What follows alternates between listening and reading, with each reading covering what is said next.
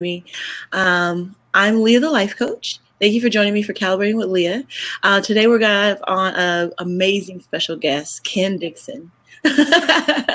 He is a certified law of attraction coach and seminar leader. He helps people reach their ideal life. So thank you so much for coming, Kenn. I really appreciate it. This is awesome. It seems like old times, right? Right? It does seem like old times. I appreciate you coming back on for me. So you have the new title of Kenn Dixon Life Trainer. Yes. I changed it because with doing all the personal training and being a trainer in that respect, and then doing the life coaching, I just thought, you know what, there's so much more to it than just, when I was doing the personal training, I realized that there had to be more to doing the training and helping people get to where they wanted to be.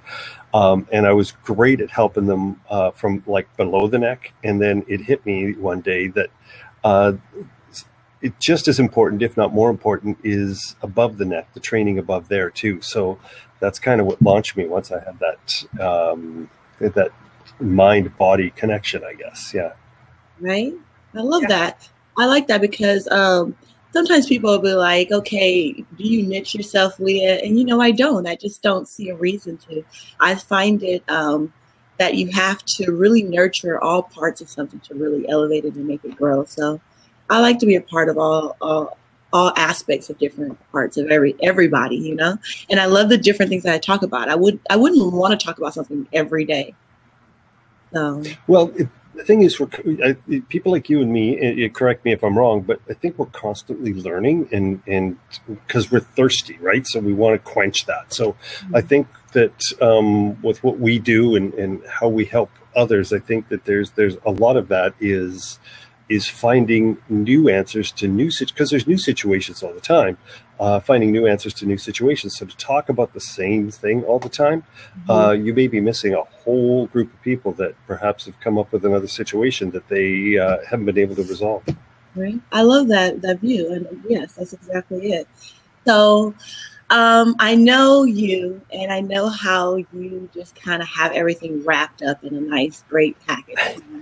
In the box. Was there any direction that you felt that we should go in today, or that you were excited to go into today? Well, I've been, me, I do something on here every day, and I'm on 20 different sites on here. So, and constantly even growing that and growing the reach from that, because there's different people on every format. And and that's something I learned from this lady right here. So a lot of the different formats have different audiences and have different situations in their life. So I tend to spread myself over or as many as I can in the 2 hours a day I allot myself to update my social media sites. So was there a direction? Not really. I thought that, I know you're great at doing these interviews and that sort of thing. I know that people probably hop in this room, and if there's situations that come up that we can address, and maybe things that people haven't been able to resolve in their life, or wondering what an ideal life is, or because it's different for everybody, or what some of the common hurdles that people have. I just thought those sort of things, because for me, and I don't say it, and you know what? There is one avenue we could go down, okay. but I never knew you to be shy.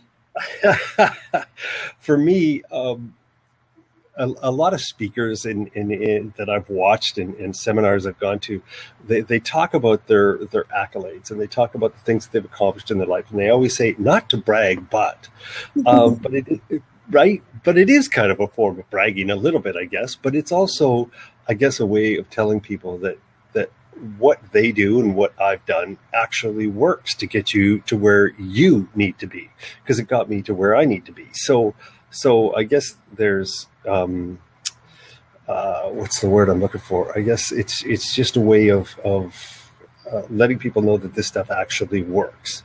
But one of the avenues I guess we could go down is the lie that we hear from a lot of those seminar leaders and motivational speakers.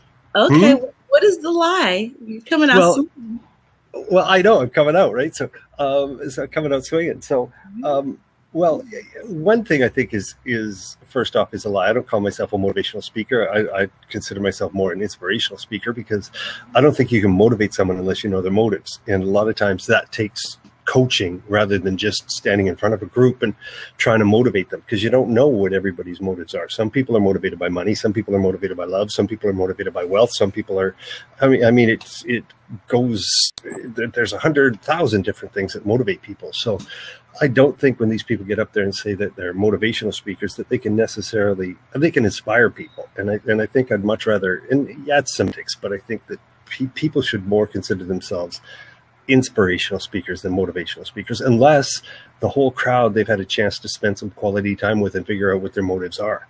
But the big lie, and it's virtually everybody, is that life is hard. Right.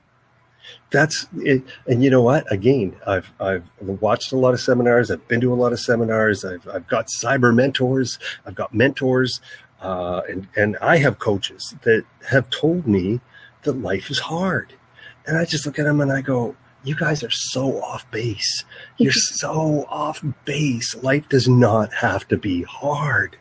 Right. So that's the one thing I guess we could sort of delve into that a little bit. Why would people say it's hard when most of the people who say it's hard have a pretty good life? Right. I mean, right. You know, right. Yeah. Most of the people that are up there in inspiring or motivating people have this great life and these big houses and their cars and their whatever their desires are.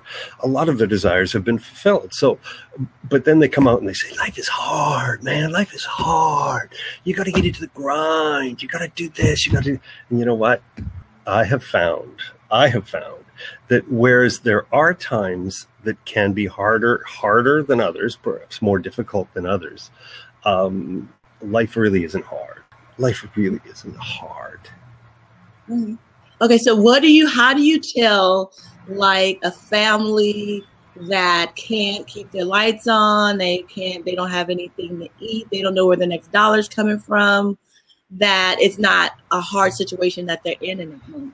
So I think that's where people disconnect, because if the underlying factor is life isn't hard, if they're truly calibrated to what is real and how we've gotten to the real bottom line. But I think we're talking to people who haven't gotten there.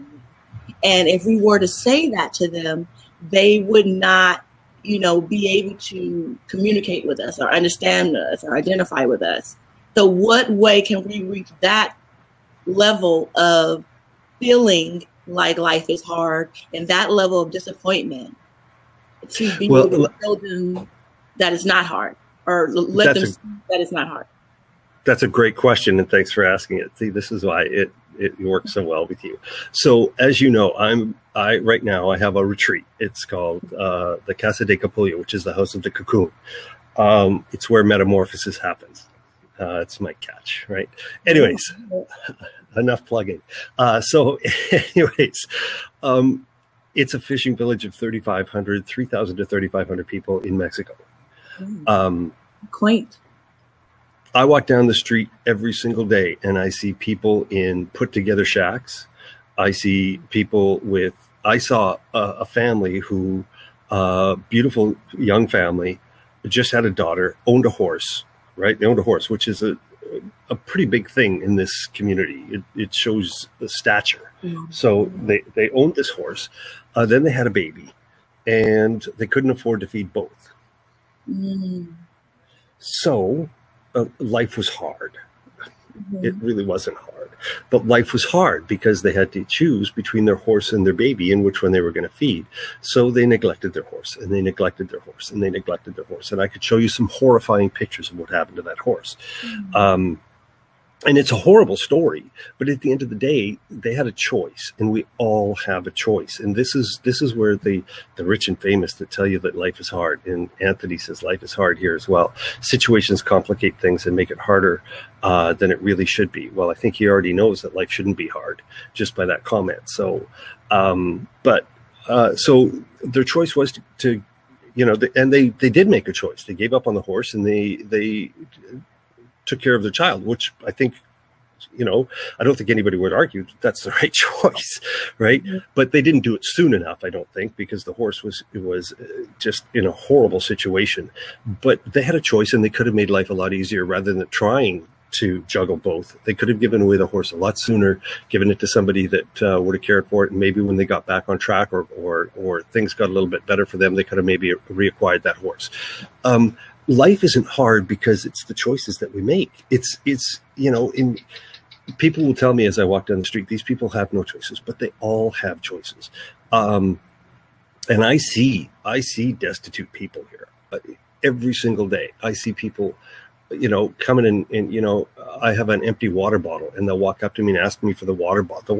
They'll ask me for this because they're going to get 3 cents for it. Right.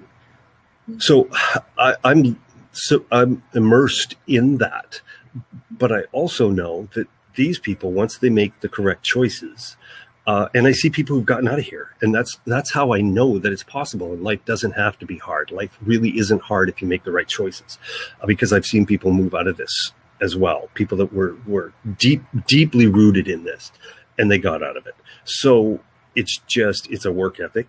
It's the choices that we make. It's the positiveness that we put out there, whether or not we have a positive attitude or a negative attitude as to our situation. We all have that choice. And that choice is really, our emotions are really, I think, probably, well, 3 things that we really have control over, right? So, and our feelings is one of the biggest ones. So I think the feeling that you have about your situation is what makes it hard. Okay. Yes. And that's what I wanted to touch on, is that it's really about the perspective of what you stand and what you value to you and who you are when these decisions come up, and making sure that you're in alignment with who you are. I always tell people, when life is hard, it's because you're on someone else's path. You need to look within and find out where you really should be in the moment of where you should be. Because I always say yes and no are decisions that take you somewhere. They take you left and right. So you need to look back. There's been too many yeses and too many nos in the wrong turns and wrong spaces that got you somewhere where you didn't want to be. So now all you have to do is go from this point on and make the decisions of yes and no more calibrated to who you are in that moment. And only go with yes, because yes is taking you in one place and no is taking you somewhere else. So only go with the yeses and nos that are calibrated to who you are to get you to where you want to go. And on your journey and on your path, you do receive all the resources and everything that you need in life. And also, I always go back to this one meme, like where this little boy's in the pool, and there's a little rope going around across the pool, and he's holding on to the rope, and he's kicking his feet, and he's like screaming bloody murder because he thinks he's about to drown, and he is fighting for his life. And then all the adults that are standing around are kind of like laughing at him. He's looking at these adults like, oh my God, why aren't you saving me? And I'm about to die. So a little girl comes over and just pushes his feet down, and he stands up. He's like, oh, okay, I'm fine, you know? And I kind of feel like sometimes that's how people are in situations when they feel like their hands are tied and you don't have the power of making a decision. They have to realize that every decision is taking you somewhere. Just make sure they're in alignment with your true organic heart and self. Like if that family wasn't instilled with the fact that they have to have a horse or they have to have this and do this, maybe once they calibrated themselves in that moment when they have to choose from the horse and the baby, maybe to sell the horse when it was in good health, or to give it away so it has a good life, and maybe buy it back at a discount rate or loan it out. I know that there are so many choices. There are choices that lead you in just different ways, but if you need not fulfill the burden of which you're going through with your power of sight to see the end of it. You only need to make the choices and decisions from your heart and who you are in that moment and what you can genuinely do. And that's not instilled from you, from your parents, your friends, or the community, or the media, or things like that. So we have to get down to a calibrated value system that is of you, so that you know everything that you need is going to come your way. So the reason why those parents are standing there not looking at him is because he thinks it's ending and going, and it's so bad, but they know he's going to be okay. So does the universe. The The universe knows that you have everything that you need to get through this. You're just not looking in the right place or space to find that answer. And that's because there's a lot of things pulling you out of that, and you can't get focused on it. You can't get aligned with your heart because there's so much that pulls your attention away and makes you not calibrated. But just the acknowledgement that you're not calibrated and that you are on autopilot can stop that momentum from taking you downhill with it. And you can start to make decisions that will ultimately take you where you want to go, which goes to, are you about to talk about the law of polarity? Where there's part always... of it, yeah. Part of it. Okay, yeah. go for it. Go ahead. Well, what I was also going to add to that is that something I learned a long time ago was that all unhappiness is caused by comparison, and so is all happiness, right? So if you're driving down the road and materialistically, if you're driving down the road in a Corvette and the guy beside you is in a Chevette, chances are the guy in the Corvette probably happier than the guy in the Chevette, and maybe not, because the guy in the Chevette doesn't have payments and the guy in the Corvette does. I don't know, there's certain circumstances, but just speaking materialistically in vehicles specifically, Corvette, Chevette, this guy's probably happier in the Corvette than the guy in the Chevette, right? So, and conversely, the guy in the Chevette not as happy as the guy in the Corvette, because it's just more of a luxury, nicer drive, whatever, all those things that can play into that. So all unhappiness is caused by comparison, but so is all happiness. So when people say life is hard, what are they comparing it to? Like, what are they comparing that to? Something that's easier? Like, and what's easy and what's hard? Hard for you is different than what's hard for me. Living the life that some of the people that I see in this village, living that certainly could be hard for me. I would probably develop skills and adapt to my circumstances and situation, but I think it would be hard. I think that would be a hard life for me, but I don't necessarily know that it's a hard life for them, because they have family, they have extended family, and in this community, everybody supports everybody. It's family, it's extended family, and it's community. Like, it's like this, nobody goes without here, really.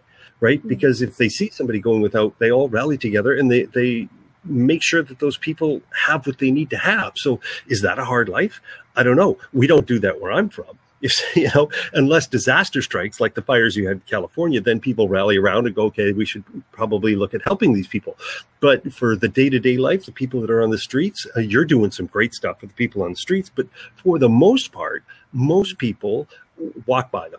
Right. Whereas if that was to happen here and people saw people that were homeless in this village, and the local people in this village, if somebody's house was destroyed or somebody for some reason was on the street, they'd be on the street for an hour and then they'd be taken in by somebody and nurtured. And so that's not hard. That's not hard. Those are the choices. Right. And to carry with that, comparing, right? Is it hard or is it easy? Well, that's the law of polarity. You can't have hard without easy. You can't have easy without hard, right? So these people that and here's the thing I think about the people that talk about, oh, life is hard. They are at a point right now where the thing is, they're so easy, they can look back and go, yeah, that was hard. At least for them it was. It might not be hard for you and me because we might have a stronger work ethic. So it might be, something that isn't difficult for us. The other thing that I think, just veering off from the law of polarity for just a minute, is that those people followed their passions to get to where they are. The people that tell you life is hard have followed their passions. And if it wasn't their passion, they wouldn't have stuck with it. That's how you know they followed their passion. So following your passion is never hard. It's the easiest freaking thing in the world, right? To do what you want to do and to feel the rewards of what you've been working towards, that's never hard. That's stuff that you don't sleep over. That's stuff that you go to bed at night thinking, I should be doing this, I should be doing that. You're just energized and passionate and driven. And so that stuff's never hard. So these people, it's the biggest lie of motivational speakers is that life is hard, because those people followed what they were exactly supposed to do. They did it because they wanted. They did it because they wanted to. Okay. Bill Gates didn't take a day off for 5 years or whatever it was because that's what he wanted. He wanted to do that, or he'd have done something else. We all do it. We all do what we want to do. Right. So the fact that Bill Gates comes on and says, oh yeah, maybe I took a Sunday off once, but in 5 years, well, good for you, Bill. We appreciate you. And we're grateful that you did that, but that was your passion. Don't tell me that was hard for you. That wasn't hard for you. Maybe in retrospect, when you think about where your life is now, that might seem like that was, excessive or perhaps hard. But seriously, at the time, that wasn't hard. That was your passion. You were driven to do that. You loved it. And if you didn't love it, you wouldn't have done it. Okay. All right. So I love that you say that. And it does take practice to get to that kind of state of mind. So what I really feel is the perspective that you take on life and things. So I always say that now I don't even believe and see things as good or bad anymore, or right or wrong. It just is. To me, it's really just directional. It's really just, okay, how are you going to show up for this experience, Leah? And each and everything is just an experience, because every day we get through it, we are champions of every day that we've made it through. So we are fully capable of getting through what's placed in front of us. We have everything that we need to get in front of it. The universe goes there. If life is hard, you're doing it wrong. Yeah. I swear to you, I swear, this is a truth. If life is hard, you're doing it wrong. You're not following your passion. You're not doing what you really like to do. I never tell people to do what they love to do, because I think if you do something you love to do, then you lose something you love, because now it becomes a chore. For some people, not for everybody, but can become more of a chore. If making jewelry is your love, and then all of a sudden you start making jewelry, and now people are making orders, and now you're actually have to do it instead of get to do it, it can become more of a chore, and you can lose a love that way, right? Yeah. Stuff you like to do stuff you really like to do, right? But save love for something that'll love you back. That's my theory, right? And jewelry won't love you back. It might make you look good, it might get you a love, but it won't love you back. Save your love for stuff that'll love you back, right? Do something that you really, really like. And if life is hard, you're doing it wrong. You're not doing what you're supposed to do. You're not doing what you like to do, and you're not following your passion. Because when you do those things, life is pretty freaking easy. Okay. So I want to make that so people, because I do feel that when people have reached a level of understanding in a place of where they are, they kind of speak where somebody can get it, just the way that they're speaking at the level that they're at. But you have to remember that you have to go back to where they are and give them the information to help them get to that idea that you have about it. And I think the real key in there is that you want them to choose things that they love doing every day and make that profitable in their life, so that they can be choosing their life and their life not choosing them, right? Yes. So mother that has a problem eating and feeding her children, she's not able to do that because she feels like, I have to do this job to feed my children, just like your person with the choice of the horse. But even though I feel like what you're saying to the mother is, even though you can't just quit your job because that's feeding your baby, you can make a better decision than keeping the horse on and letting it wither away or go to a worse situation. That maybe you can do something that you really do love doing and try and start off making monetization with it and talking to people, and it will roll. What I have noticed is when you take an idea and you just go with it, people show up for you. You start to get everything you need because you've made the decision. So if every day of your life is going to be hard, you choosing to feed your child and have a day to get through it, at least start focusing on the direction of what you love, because I don't believe that that'll ever take you astray. I believe that it's there to pull you right back on your path, to give you all the resources that you need. So if you're that mother that can't feed their child and you have this job that's not taking care of you already, it's already not taking care of you. It's already hard.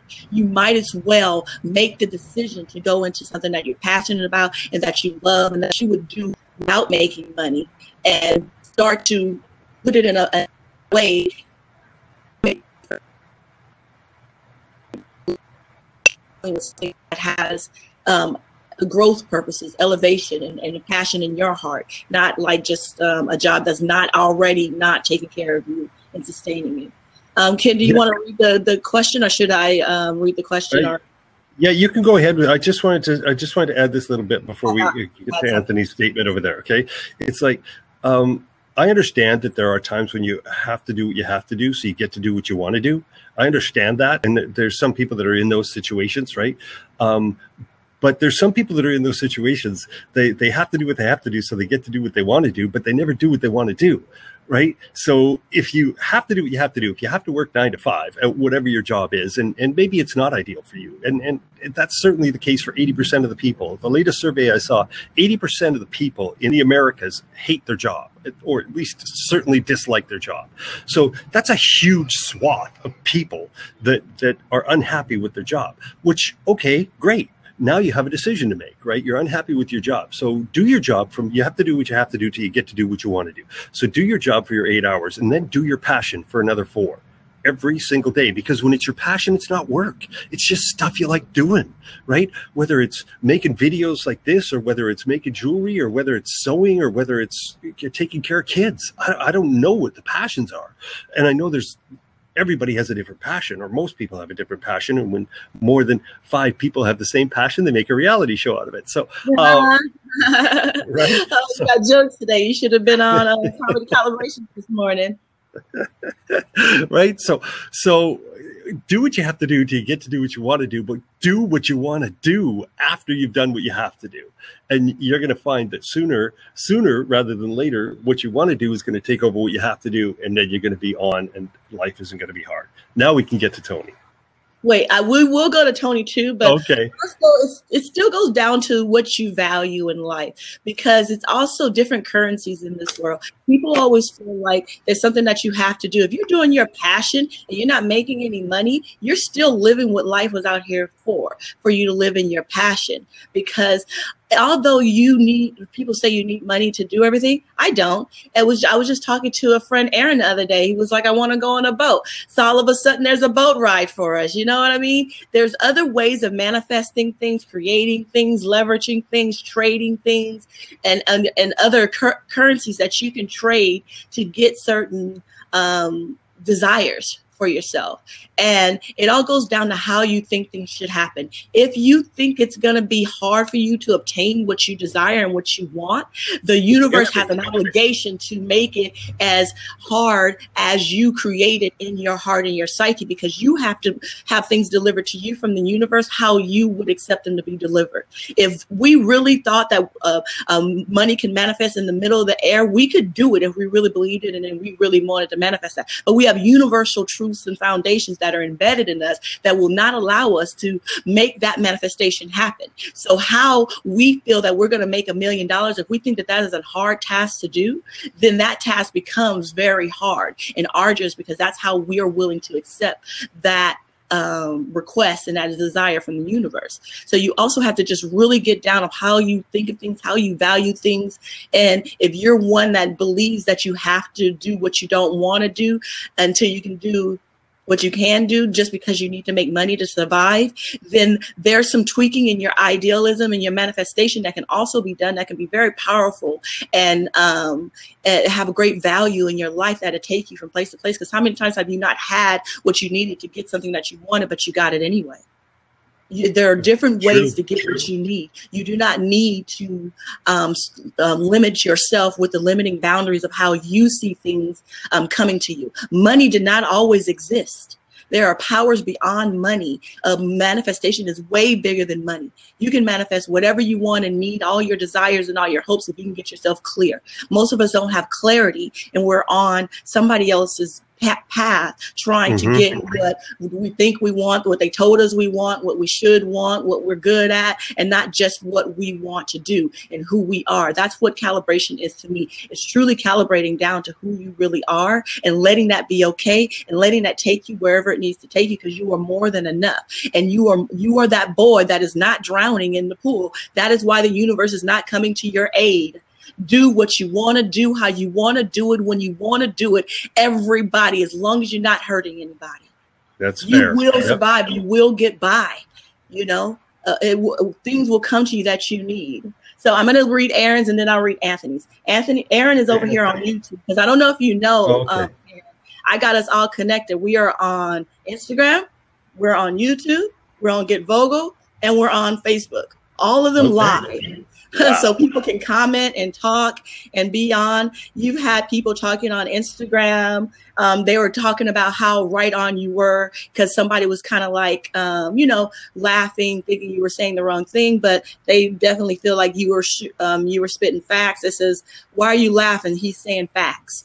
And it really takes a mind adjustment to get to where you are, though. And I do feel like a lot of people who have made it to an understanding that allows them to be happy in these situations that somebody else would be unhappy really have to communicate differently to people who haven't been exposed to it.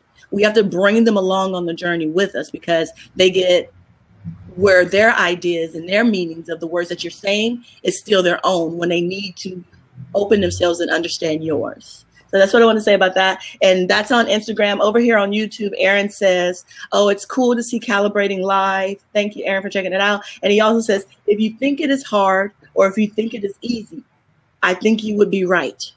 All right. So that is true. The switch in your mind of how you have to change things and see things and put things together. Things come to you exactly when you need them. You know, I always say man's theory means nothing in a world full of miracles. Once you get locked into the anxiety of, hold on. I tapped something on Instagram. Okay. Once you get locked into the of your mind and the limiting beliefs of your mind and everything, you will always go to extremes, whether it's extreme greatness. Oh, this is going to be wonderful. It's going to be great. Somebody have business plans like that. Oh my God, it's going to be wonderful. It's going to be great. It's going to go so smooth. I got all my ducks in a row, but you have to deal with so many other people and things are going to go a different way. Do they necessarily go wrong or did you need to slow down? Did it necessarily go get the ball get dropped, or did you need to talk to and experience this person? Was there an experience that this person could give you? There's so much in life that we can't even comprehend. So let life lead you to where you want to go. Anthony is going to town over here, so I was gonna just be focused on him for a minute when we went to town. So I'm gonna put Instagram. No, I won't put Instagram on there because it distracts me. Tony says, you still have to consider how others' actions can and will have an impact on you. That's the biggest thing that I've seen. I see and know lots of people who have a passion and they are following it. But because of situations that have been dealt to them and bestowed on them because of actions of others make their life harder than it really should be. Does that make sense? It does if they're buying into that conversation.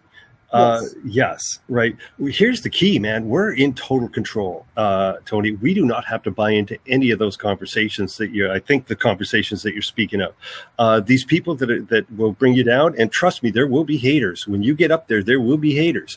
So you don't have to buy into that though. It's your gig, man. So if somebody starts telling you that you can't do it or this or that, or, oh, you have to do this before you can do that. Why?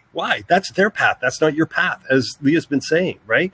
That is their path. That's what they have to do to get to where they want to be. It has nothing to do with you and where you're headed, right? So the thing is, and my quote for today was, you have to know where you're headed and you have to know what you're going to do when you get there.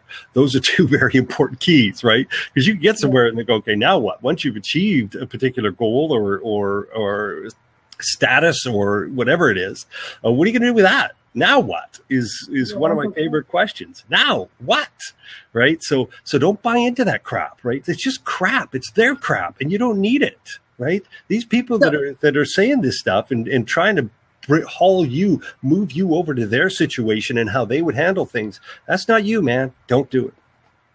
Okay. I wasn't sure he was kind of stating the fact of kind of like what I was talking about, like how other people, like you can do your part and then someone else comes and messes it up. And then now you're all stressed up because you have to do this. And maybe, you missed a deadline, and it just makes your life what people would deem more difficult. So I didn't know whether he was referring to that kind of people dealing with people, or like people close to him not understanding their passion and making it hard on them. But like me and Ken said, what's really hard? I mean, you just got to do something. It's just another errand to do. It's just another step to get to where you want to go. You want to go over there. Sometimes the path is paved. Sometimes it's flowers along the way. Sometimes it's gravel. Sometimes it's a mountain. Sometimes it's mud. Sometimes it's water, but you want to go over there, and you're more than capable of going through all those terrains You have what you need. You will find the boots to get through it, or you will, walk and bounce differently on gravel, or, you will run through the path or stop and smell the flowers on the flower path. Go ahead, Kenn. I'm going to share this with you as well. So the truth is that we know this. There's a reason everything happens for a reason, right? So if those things are popping up, they're pushing you to where you need to be to get to where you want to be, right? So I would consider this something hard. I would consider this I would be grateful. I'd be grateful. I'd be going, oh my goodness, I'm glad this person came into my life, showed me that light, or showed me this other thing that had to be done to build a solid foundation, because otherwise it could crumble, man. So you got to understand there's also the law of perfection. I know there's 44 laws. There's the law of perfection. Your life is perfect, and everything that's happened to you is perfect where it needs to be. It's perfect. I don't know if I can do this. Hang on. Everything that's happening to you is perfect right now. Right now, it's perfect. So if somebody appears to be in your way, and your negative vibe is saying, oh, this person's just in my way, then that person's in your way. If somebody gets in your way and your positive vibe says that person's here to help me and to get me and to build me a stronger foundation, then that's the way that's going to go. So those are the choices that we have to make. How are we going to perceive this? Is it going to be hard? Is it going to be easy? It's a choice for us. Is this person going to help me or hinder me? That's a choice for us. It can go either way. It can go the way you feel it's going to go, because that's what we have control over, how we feel about it. Right. So what's happening to you isn't even really what's going to be the end result. It's how you feel about what's happening to you. Right. If you feel this person's in your way or making things harder for you, then they're making things harder for you. That's a given, and good for you. You have the power to do that. You have the power to make it hard for yourself. Congratulations. You also have the power to make it easy for you. Yes. And it is as easy as switching a mindset, having different values, honoring different things, seeing something from a different space and place. It's not, it's building muscle memory, not pounding you in the ground, not being difficult. It's building you up for where you're going. The journey is pivotal to where you're going, and you have to take the journey with the destination. And the destination is going to change once you get to the destination. So all it is in life is just steps to keep going to the destinations that we want to see and that we want to get to. Let's make sure that we're keeping that on the forefront. That's why I have, my bliss list. You guys, we have to now, not when we're dying, not when we have terminal illness. Now we need a bliss every day of our life, and we need to be actively contributing our energy, our funds, our resources, everything into everything that we want to do, because it's going to take us and deliver us and give us everything that we need. And we just don't realize it. And we're thinking someone needs to come in and save us. But every day when we thought the worst, oh my God, if this happens, I'm not going to have this is going to happen. And you've been fine. Life goes on. You are stronger than you know. You need not give in to that doubt, that fear. We are here. As long as you're breathing life, we are here to show up as we need to show up and make decisions in whatever the direction looks like. So remove negative, bad, and it's just an experience. Anthony goes on to say, actually, Kenn, what you just said does imply to my question. Some people included do have to do what they need to do in order for them to do what they need to do. Okay. Or want to do. Yeah. Or want to do. Okay. Perfect. Anthony also goes on to say, I still am a firm believer that everything I do can and will have an impact on everyone, including myself. So people not even considering that alone can make things more difficult than they really should. Don't they? Don't they? Oh, yes. But it all depends on what's difficult. It's still though, Yeah. It is. It just is. And the people that are coming into your life, I feel like we have an internal GPS. So what you may deem as difficult coming into your life, I just feel like there's a lesson or a blessing within this experience, this person, this energy, this frequency. And once you live life kind of on those terms, you kind of just roll through things, and things get taken care of more than you are led to believe. You are okay in this walk of life. Go ahead, Ken. You'll be surprised at the sense of, I don't even know what to call it, peace, I guess, peace or contentment that you will get once you, and I talk about faith, but I don't talk about religious faith, because that's for everybody to interpret their own in that.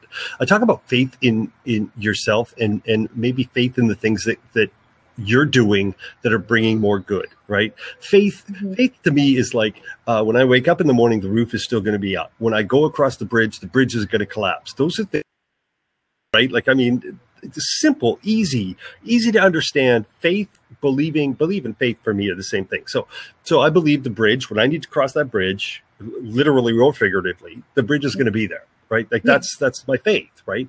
Yeah. And when you get there, when you get to a point where you believe, like, think about that. You believe that the things that are coming to you, or the things that are lined up for you, because they're already lined, let's be clear, they're lined up, right? You just have to move forward. Right. So when you get to the point where you believe that person who may be making things difficult for you, when you get to the point where you believe that is a message for you to look at something a little bit different, because there's an easier way, right? That person isn't making things harder for you. That person's ultimate goal is to make things easier for you, because life is meant to be easy. So when these alleged roadblocks or hurdles get in your way, they're not. They're detour signs going, hey, this is an easier path, man.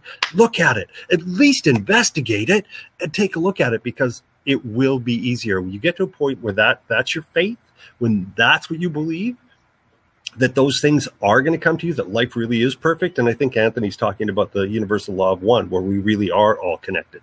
What I do affects you, even though you're in California and I'm in Mexico. What I do affects you, right? Whether it's on a vocal or whether it's, taking a fish out of the water, right?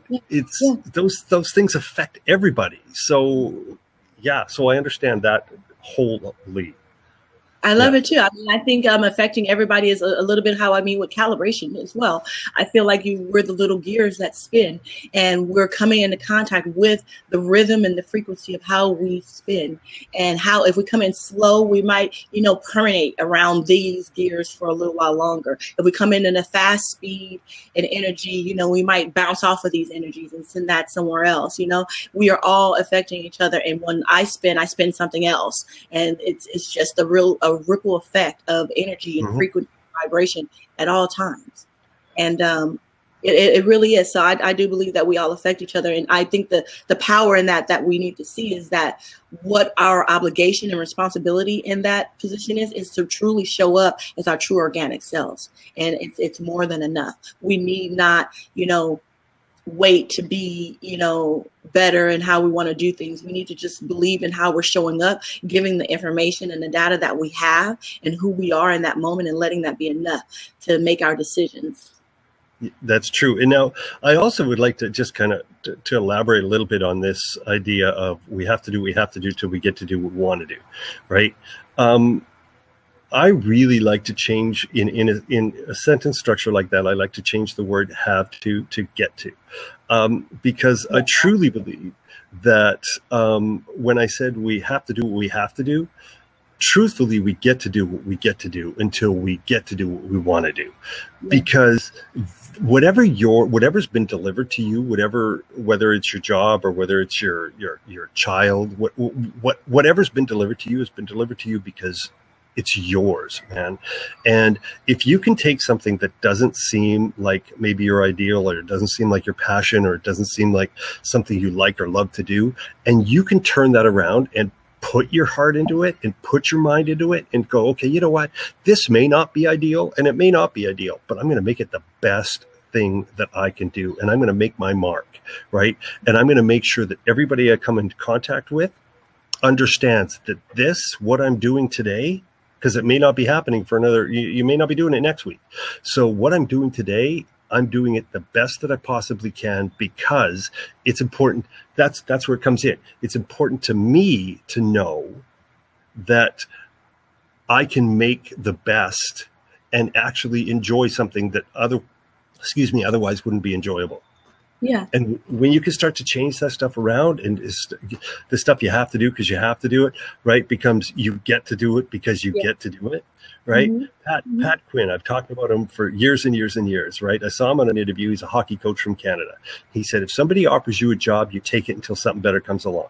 It doesn't even matter what it is. Take it till something better comes along, especially, or if you have something better, don't take it. But if you don't have something better, take it until something better comes along. When something better comes along from that, take that too. Because those are the things that are building you to where you need to be. Your life is ideal already. Your life is easy and it's ideal already. You just got to be grateful for the stuff that's showing up in your world.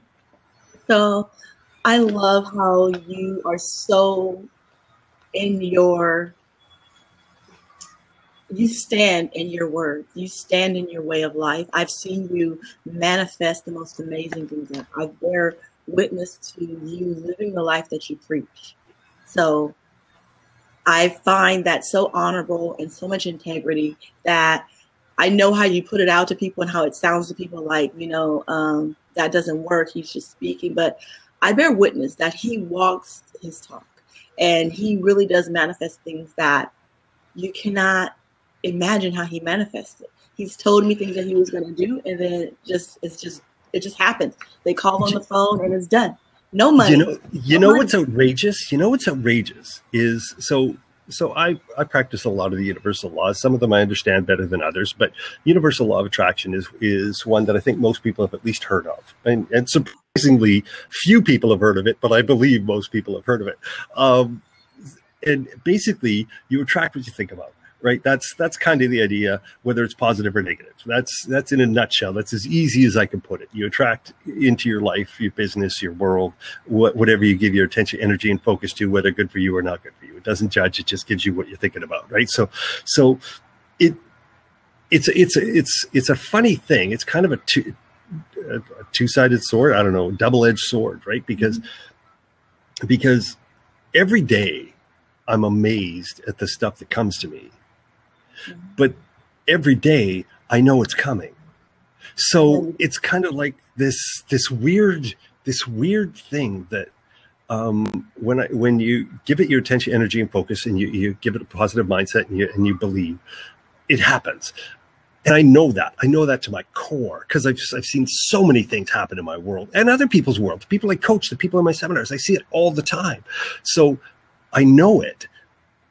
But there's still days when I go, I can't believe that actually happened for me. But at the same time, I know it's going to happen for me. Yeah. So it's this whole weird thing. It's a big key of knowing that it has to happen for it to actually happen. You have to give into it and believe in it. You have to really believe what you say. It has to really come into your heart that that's what's going to happen. So that's why I tell people, even when you ask for something and you go, you can't move in it with the power that you think that you're limited by. You have to move in the decision, in the power of the decision that you made, that it is now done and being honored. So you have to realize that you don't need to know the how and have it all mapped out. Just keep taking the steps that are right in front of you that are leading you in that decision. And that you have to, but those decisions have to be made from a place not of lack. Like you can't think, oh, I'm not going to get it, and focus on them, because you're going to create a life to where you barely get by, and you focus on the lack that you don't have, and you just barely get by.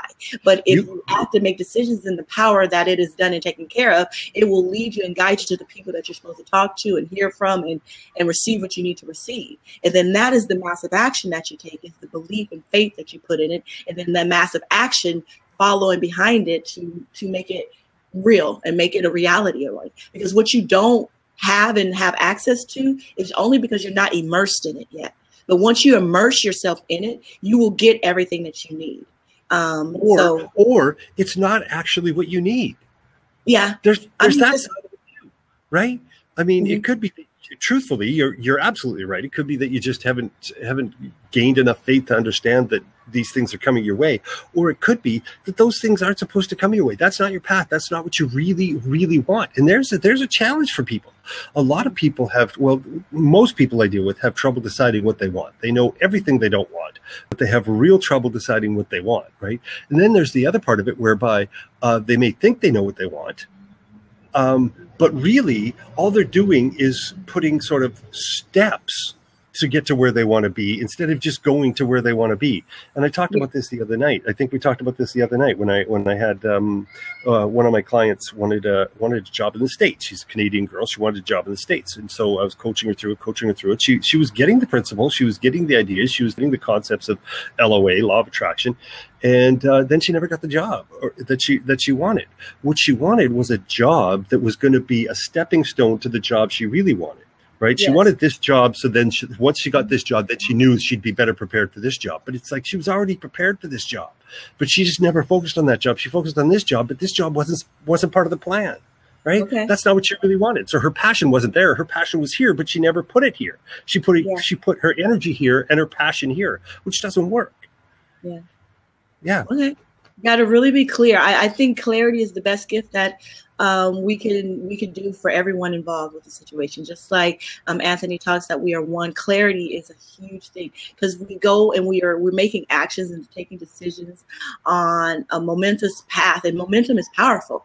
It can be powerful in a direction that you want to go and powerful in a direction that you may not have wanted to go. So you have to look at where your momentum is taking you, but you can also build on the momentum of the power to take you, further. So you take one step and you get immersed into the world. It opens up. You start to see answers to questions that you had that made you doubt that you could have what you wanted or desired. And you definitely need to focus on your clear picture where you want to go, because you got to look for what you want to find, because you will find it. So find clarity within your heart, because you will be doing your mama's dream, your daddy's dream, society's dream real quick, and look up off of autopilot. It's like when you're going home from work, sometimes you don't even know how you got home. And that's what people are doing in life. Then they get off of autopilot. They're like, oh my God, how did I get right here? I don't want to be right here. Yeah, because you haven't calibrated to your true self and, looked up and made your decisions on whether you wanted to go smell the roses, take a pause over here, make that left, make that U-turn, stop and see that friend. You have to make these decisions because it's all aligning you with who you are and what you've asked for. And you have to be aware when those things start to arrive, right? Yeah. Like hyper aware, if you know what I mean, right? You have to be aware because things like a goal, at least from my perspective, and nobody else's, I'm sure, is I want $1 million, right? That and you said it best in whether I think it was a meme that you sent to me. It was like, well, if you want $1 million, work 20 years at $50,000 a year, and you're going to have $1 million, right? I mean, it's easy. That's easy. That's what I mean. It's easy, right? But you have to be aware of the opportunity of the whatever's going to pay you $50,000 a year for 20 years for you to do that, right? To get to your $1 million, or work 10 years at $100,000. I mean, whatever. The math is there. It's right. But if that opportunity comes up and you're not aware and you don't take it, right, then what? Then life's hard. I guess, right? Comparatively speaking to what it could be. But if you're constantly comparing to somebody who's living an easy life and you think your life is hard compared to their easy life, well, then yeah, life is hard. But but there's somebody, here's the thing about the comparison thing. All happiness is caused by comparison. The person making $20,000 a year is looking at you making $50,000 a year going, man, their life must be easy. And you're looking at the guy making $150,000 a year going, man, my life's hard. His life must be easy. So where does easy and hard start and end? It doesn't. There is no beginning and end. It's just like what you make it. Yeah. Right? Yeah. Power to make it whatever you want. When you have decided what you want, and I was talking to the universe the other day. I was like, man, I really want to do this and this and that. I said, but what my responsibilities is pulling me away where I'm not able to make the decisions in the bigger picture of what I really want to do. And I sat there for a moment, and I sat in there like that was real. Like I was in a predicament or a bind that someone was holding me in. And then a thought came to my head, and that said, that's your choice. I don't have to sit in anxiety. I don't have to sit and try to focus on what is the bare minimum. I could go after the bigger picture and just keep moving. As long as I'm breathing and keeping moving, I'm doing my big picture. I'm getting to my big picture, and I need not focus on those decisions that are not in alignment with my bigger picture and what I really want to do. And I will survive. I'm still going to eat every day, guys. You're still going to know by the end of the day how to get that water. Somebody's going to give it to you. Someone's going to bring it to you. You're going to get it. You're going to do it. So, but you got to take the steps and keep moving in it to get to the next person, the next resource, the next lake, the next tree to rest under. And it has to be your path, you know? And you have to celebrate them. You have to celebrate those, because a lot of times it'll just be little victories, right? That grow and grow and grow and grow until you get to the big victory, right? My sister, she started into this thing in Canada where she's making crafts, and she's going into craft fairs, right? Something brand new to her, like, I don't know, 6-8 months ago. She decided this is what she wants to do. It's her passion for now, and good for her, right? So she works, and then she comes home and she takes care of her crafts, and then she makes, I don't know, $500 a weekend, whatever it is, right? When she goes to these craft fairs, right? So to go back to the $1 million, you may not get a job that's going to pay you $100,000 for 10 years, but you may get a job that pays you $50,000 for 20 years, but then you make another $50,000 somewhere else. I mean, it doesn't have to be one thing that gets you to your goal, right? And I'm just talking money because I think people understand money, but I mean, it could be anything. It could be. Look at the guy that traded the paperclip for a house. I mean, if he didn't celebrate every victory every time he traded up, he probably would have fizzled out, right? You got to celebrate those little victories. The extra $500 my sister gets every weekend is a little victory for her, right? It's an extra $2,000. That's an extra $24,000 a year. What? Are you kidding me? Right? So, you know, the little victories count, man, and you got to celebrate those, right? Yeah. So I think that goes into, you know, people that are so great and so powerful, not knowing that they're so great and so powerful because they don't take in their small victories. They don't take in their calibration to who they truly are. And then, you know, I always talk about, I have the little I am campaign to where I feel like people have taken in the calibrations of the negative things that they've been around and been said to them, but you haven't taken in the positive things that have been said to you and seen in you and everything that you've done. So people's calibration of how great they really are is low. So when people don't feel great, they don't do great things. And that is a travesty to everyone on this planet for the power of one, that we all are connected and we're missing our technology, technical advances, our cures, our solutions, and that's sitting and dying with someone because they don't feel great. And we really need to celebrate all the greatness that we are and how strong we are. Like I said, every day we've been the champion. Think back on all the things you thought were just going to end you. You couldn't go no further. This was the end of the road. Oh my God, everything's going to be ruined because of this. How many times have you had that thought? I mean, multiple times, so many times that you haven't even thought about them no more, but you persevered. You got through it. Something happened where the universe delivered you right through it. And that's exactly what's going to happen when you're shooting for your actual organic desires and what you really want to do. Just like when you don't want to build somebody else's empire, and it gets harder, you don't go to work, something still gets you up in the morning, you still go when you're tired and groggy and you feel like you can't make it no more. You push through for somebody else. Push through for you. Go do what you need to do. Now, I don't want to be like other people and other people that said life is hard and do their advice and not have a practical way for somebody to do it. So I want us to talk to that mother that's having a hard time feeding her child, working a job, or even getting a job.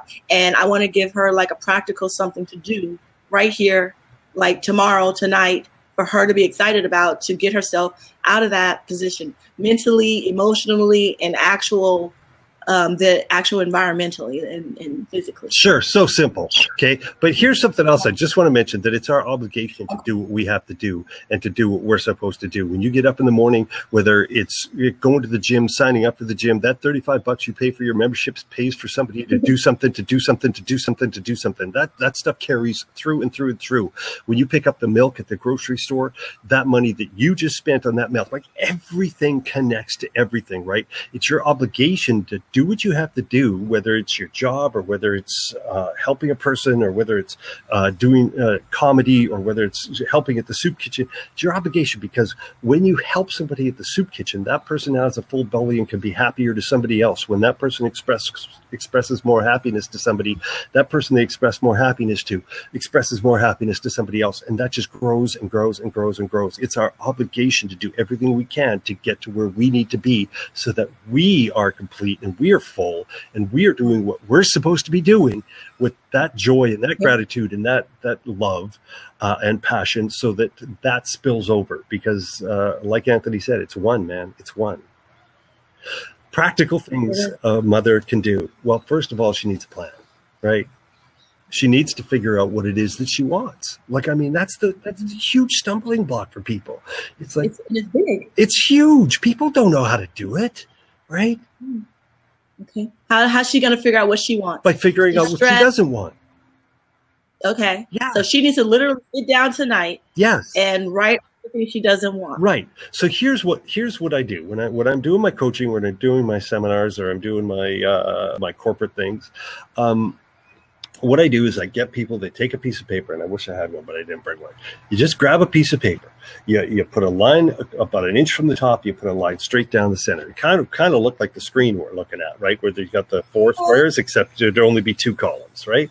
So, so you do that. On the top of one column, you go things I don't want. On the top of the other column, you go things I do want. Right. So then what you have to do, and make this list long, man. And it doesn't matter what it's for. If it doesn't matter if it's for an ideal family, if it doesn't matter if it's for an ideal spouse, it doesn't matter if it's for an ideal job, ideal car, ideal vacation. It really doesn't matter what you're focused in. But take your priority, and we only have one. Take your priority. Priority by its definition is singular. So whatever it's the most important thing in your life right now. Hey, Fraser, how you doing? Whatever's the most important thing, whatever it is that you're trying to do, whatever, if we're talking about going from hard to easy, my ideal easy life, if that's what you want, that's what you want across the top, my ideal easy life, right? Then you go, what I don't want in my life and what I do want in my life. And then you write down all the things that you don't want in your life, the things that you've recognized that make things hard for you, whether it's been relationships, whether it's been jobs, whether it's been family, whether it's been church, it doesn't matter. All those things can have challenges in them, right? So you take that and you write down. Hopefully you get to 100. If you get to 50, that's cool. If you get to 25, that's cool too. But make it as long as you can. And this list is fluid, so you can add to it every day. When you're going through your, let's say this single mom is doing this tonight, right? And she goes through and she gets to 11 and she goes, 11's not very many. Oh my goodness, what am I going to do? 11's not that much. He said 25, 50, 100. He said 100. I'm at 11. What am I going to do? I'm a failure. You're not a failure, because this is a thing. This is a thing that grows. This is a thing that builds. So what you do is you go, great. Yeah, I got 11 things. Okay. You come back to it after your next day. You could give it another 24 hours. And then you think in your mind all the things that happen in your day that maybe weren't ideal, things that you don't want to be happening in your world, right? Whether it was your boss was grumpy, whether a bird pooped on your car, whether the photocopier broke. I don't know what these things are, right? But whatever wasn't ideal for you. I don't want a bird to poop on my car anymore. I don't want to hit every red light. I don't know what these things are, but I don't want to go without food. I don't want to just eat rice tonight. That's a huge thing here. Rice and beans. Some of these families eat rice and beans every single night. Now you think that's a hardship, but you know what? They have family around them, and they all love each other. And at the end of the day, they all go to bed happy. So, a little like a watercolor painting? Like what? I don't understand. Kenn's cam looks like a watercolor painting. Oh, because of the background. Yeah, It does, with the bird and the trees. I think the first thing I noticed, I was like, look at your background. You like that? I'm in my cabana bar. Okay, so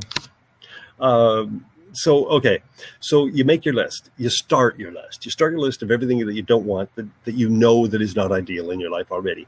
If you get to 11, if you get to 20, the next day, come back to it in 12, 24 hours and add more and add more. If you have to take 2 days, if you have to take 3 days, that's okay, right? So then what we have to do, once we do that, once we get to, let's say 50, once you get to your 50, you take that and you go, okay, I don't want my boss to be grumpy. And I'm just going to use very generic examples. I don't want my boss to be grumpy. Okay. So what do you want? That's the big question. What do you want? Well, I want my boss to be happy, right? That's how you work this system, right? So all you have to do is figure out the things that you don't want and find the opposite of it. I don't want to be late for work. I don't want to, if you're looking for work, I don't want to work weekends. I don't want to work nights. I don't want to, whatever. All these things that, you know, when you're trying to create your ideal, the things that you don't want in your ideal, and then you just seriously, just literally find the opposite of them. I don't want my kids to be grumpy. I don't want my kids to sleep in anymore. Whatever things are you find are challenges in your world, you write those things down, then you write the opposite of them. I want my kids to get up on their own tomorrow, or for the rest of their lives, whatever works for you, right? I can't build the list for you. I can just kind of suggest how it works. You write down everything you don't want. You write down everything you do want. You destroy the list, completely destroy the list of things you don't want. At the bottom of the list of the things you do want, which again, this lady shared with me, this plus more. That's one of the most powerful statements I've ever heard anybody say, and it came from there. Okay, so when you get this list, you've got 50 things now that are going to make your life more ideal, right? Your boss is no longer going to be grumpy. Your mate is stopped smoking. Your kids stop swearing. Your car starts up every day. Your bank loans get paid easily. I don't know what these things are. And then at the bottom of that list of 50, this plus more. Now you focus on those things, because the more energy, attention, and focus you give to the things that you want in your life, the more those things are going to be drawn to you. Then you have to be aware. You have to be aware when these things are happening to you. If you're looking for a more ideal job, you have to be aware that when you look at when you're in the coffee shop and you're flipping through the paper and you open up the paper and the paper all of a sudden turns to the classified ads, that's not a coincidence. There's no coincidences. That's not a coincidence. There's something on that page you're supposed to see. Might even be somebody's pre-circled it for you, right? Those are the things you need to see. If you're looking for an ideal partner and you go to the grocery store and a lady opens, as a man, a lady opens the door and smiles at me, right? And I'm looking for my ideal partner. I should be noticing that people are noticing me. Those are the things. Those are the things you need to be aware of, right? So once you make the list and start giving that list attention, energy, and focus, so you can photocopy, you can write it out 20 times, you can do whatever you have to do. Put one in your wallet. Put the top 10 things in your wallet. So every time you go to pull out a dollar bill, you pull out this instead and you go, oh yeah, right? This is the things that I want. These are the top 10 things I want for a more ideal life. Put it back in your wallet, take the money out, right? Write it on your freaking bills before you hand people the money. Write the 10 things that are the most important to you on the bill before you hand them the money. Change your passwords. This is a huge one. Change your password on your phone, change your password on your computer, change your password on all your social media to I want a more ideal whatever, or whatever your goal is, change it to that. I want a vacation. Or if your vacation plan is Hawaii, just change your password to Hawaii in 6 months. That can be your new password. You're giving it attention, energy, and focus. The more attention, energy, and focus you give to the things that you want, the faster those things are going to come, as long as the attention, energy, and focus you give them is positive. Great. Thank you so much. That's beautiful. It's powerful. And they're just little things that you can take out and do and really make things happen. And like I said, you guys, I know what he is saying is like, oh, whatever. That's bull. I've watched him do work with it. I've watched him manifest the most amazing idea ever. That is a manifestation that I watched him manifest. All that he does, he manifests the life, and he does what he does. So I still believe that you are at a level of where this lady could not finally tune herself in and get what she needs to get. She needs to start. That's all she needs to do. Just start. Yeah. Once you start, there'll be no stopping you. Seriously, There'll be no stopping you. Go ahead. I do believe that once you make the decision, it is done. Yes. And if you can believe that and put faith into that, it is. You are creating your environment with every decision that you make and every perspective that you let into your foundation. So my thing for her is that I would advise this lady to really take stock and calibrate who she is. Zero herself out from who her mother told her she should be, who society tells her she should be, and the media, and just every responsibility that she has to anyone outside of herself. and really look and see who she is and what makes her feel alive, and what it is that really drives her and where she really wants to go and what she really values in life. So then I think her desires change a little bit. I think her direction changes a little bit. So once you do that and you can fill yourself back up with who you are in this moment of struggle, because that's all the moment and experience is asking you to do, is to handle it as you, not as all these mixtured people on autopilot, or that you needed. You were coming up, you needed this insight, you needed this guidance, but now you need to stand on your own and be rooted in who you are. That be okay. So I have something that I always call, it's like business in a box, especially with today's technology, that I feel like once you figure out your greatness and how you contribute and how you show up, there's so many tools out here that are free. That's what I do. I teach people guerrilla marketing. I teach them marketing without a budget, entrepreneurship without a budget. You know, that we could start with a pen and a paper and the name of a business to start your own business. This is passions and entrepreneurship. So once you find out who you are and what you really want, shoot for it. Go for it already. It's done. You're about to be a speaker. You're about to be a lawyer. You're about to be a doctor. You're about to do something. So now you've decided to do that, but you have to immerse yourself in that area of life and do those things, and the doors will start to open. You will start to get the direction that you need to go. If it's schooling that you need to get, there will be loans and things that are going to be like, okay, go to this building and call this number. And you get the information that you need once you make the decision. So the mom that is having trouble feeding her children and having this job, I would advise you just to find out who you are and then utilize these free tools out here like Facebook, Instagram, YouTube. You get 1,000 subscribers, they start to pay you.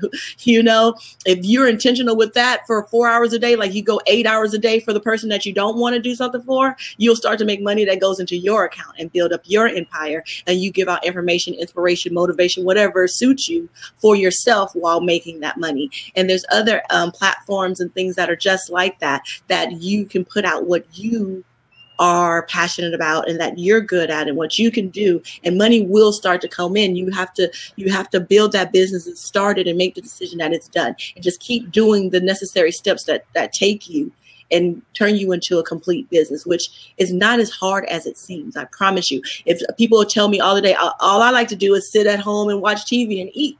Okay, so let's be a film critic. Let's be a series critic, and let's be a chef. I can't think of it, where, you know, you come and you judge food, you judge the movies, and that's what you do to get paid of it. You never thought about that, but if you get into that business in that world, you will start to get every direction and resource that you need to become a critic, to do that, to sit up and make a life while just watching TV, what you really love to do. So there's nothing that somebody won't trade your greatness for and give you what you want.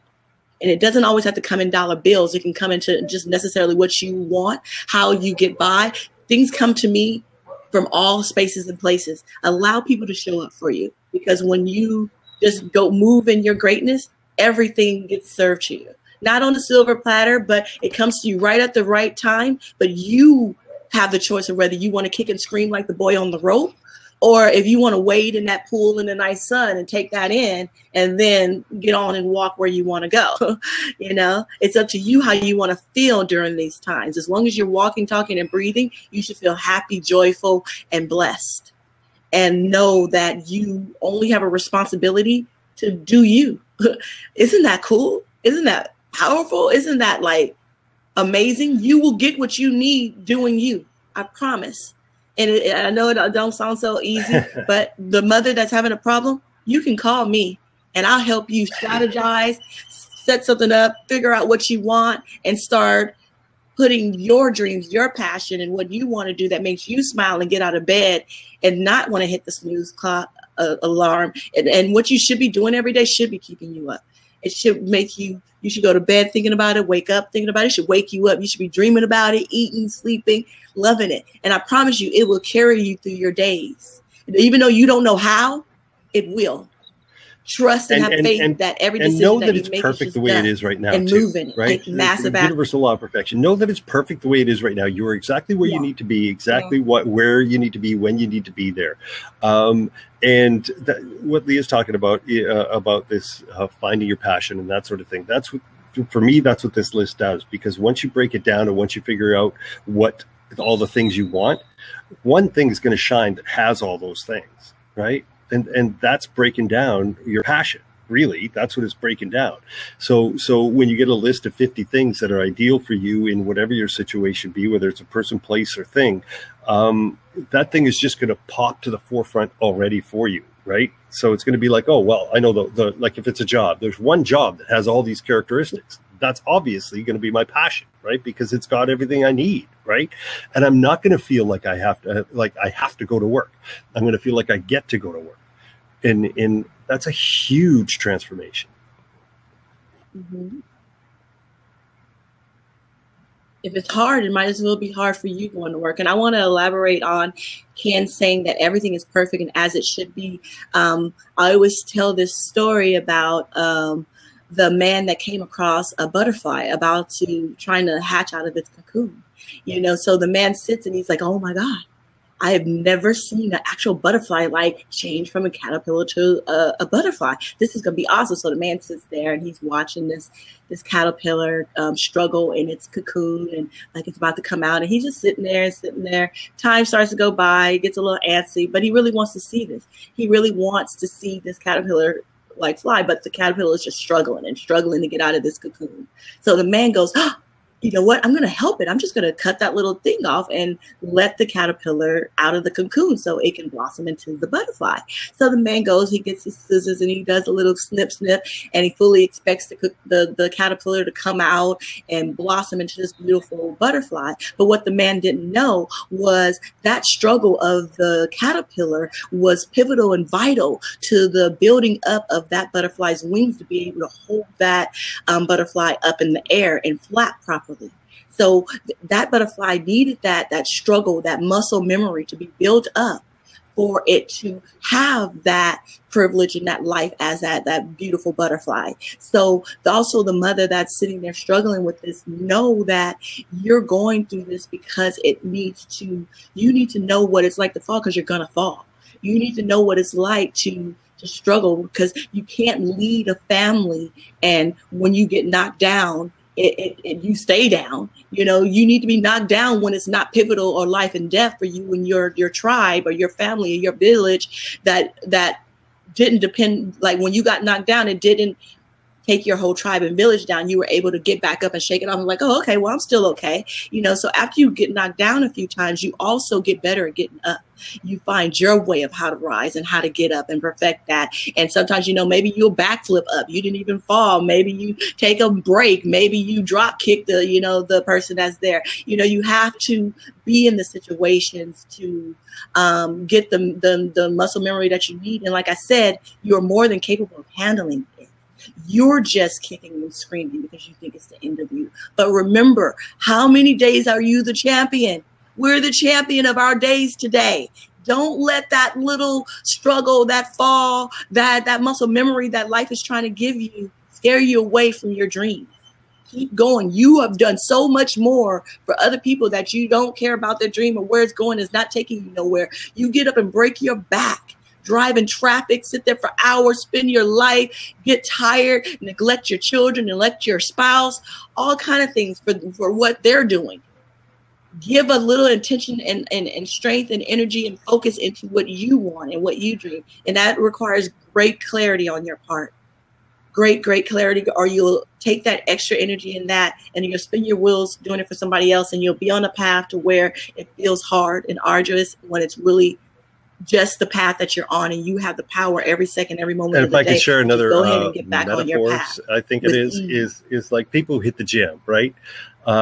People hit the gym, will hit the gym and they'll do their bench press. Let's just, because everybody knows what a bench press is. So they do the bench press and they'll start doing a bench press at 100 pounds and they'll wrap off their 10 reps. And then, 2-3 weeks or so, they'll move to 110. And then, another 2 weeks, they'll move to 125 and they'll rattle off their reps and they'll keep building and they'll keep getting stronger and they'll keep, it's hard at 100. It's hard. At 100 pounds when you first hit the gym, it's not an easy task to do 10 or 12 times. And then eventually you get to 110 or 125. And, a year later, you're at 200, right? And you think we're talking about hard and easy. Well, is life hard? Is life easy, right? Well, I'll tell you what, when you first hit a gym, 100 pounds is hard, right? It's hard. Sure, that could be hard. But a year after hitting the gym and continuing to push and get through the challenges and to continue to want to grow and to get stronger. And then, a year from now, you've doubled your weight, or even 6 months from now, you're bench pressing 200 pounds. And now you go back to 100 pounds, and 100 pounds is easy.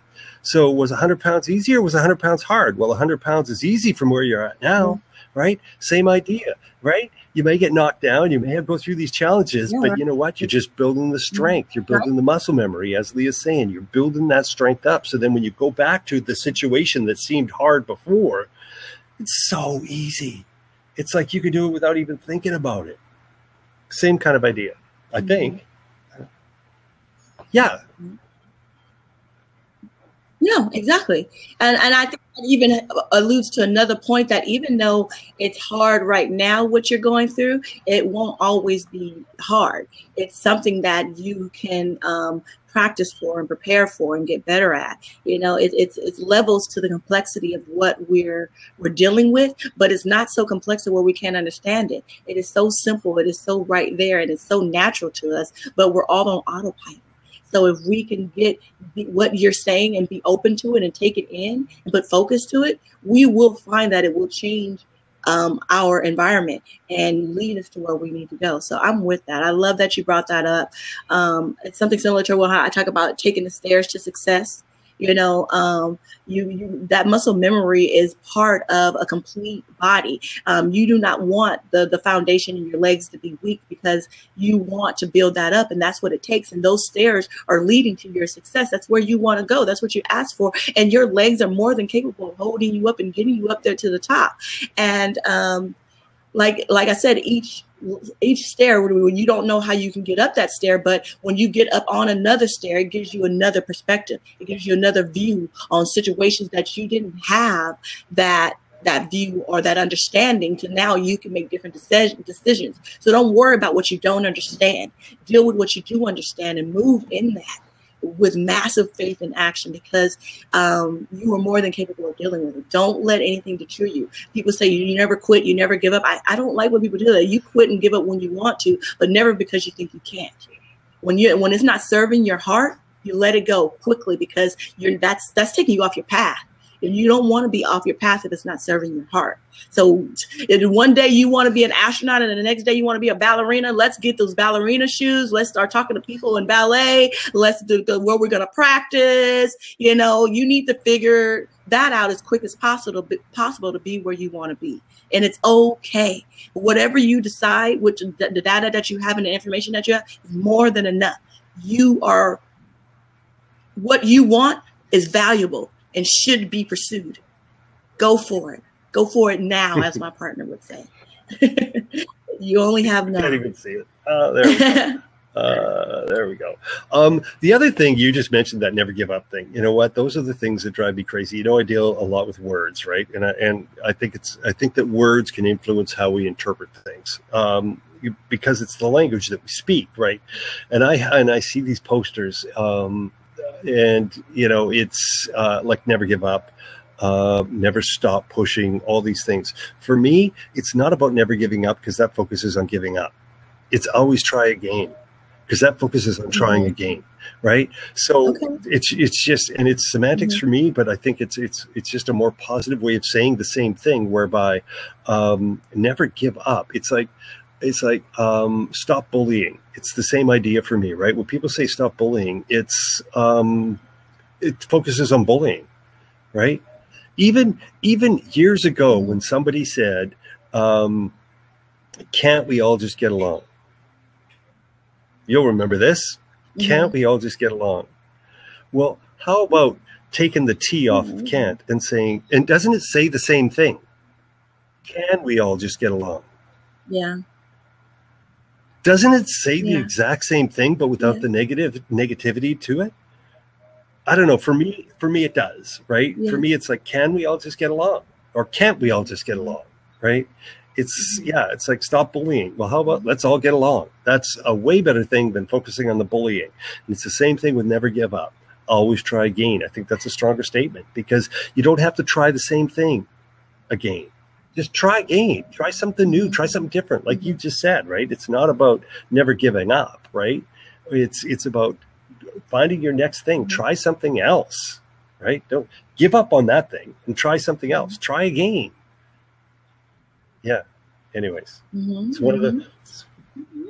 Well, no, I love that your words and the little switch that can change, because like we're always speaking and it is so powerful. It does do work. It does vibrate out. It does have its frequency that it carries to all of us. So it's very important that we acknowledge that words are powerful and we utilize them in a more positive way if we want more positive lives, if we want to see it differently. I mean, we are all stuck on words that were given meaning by and spoke of in the way that they've always been spoken. But it doesn't mean that that's how it always has to be.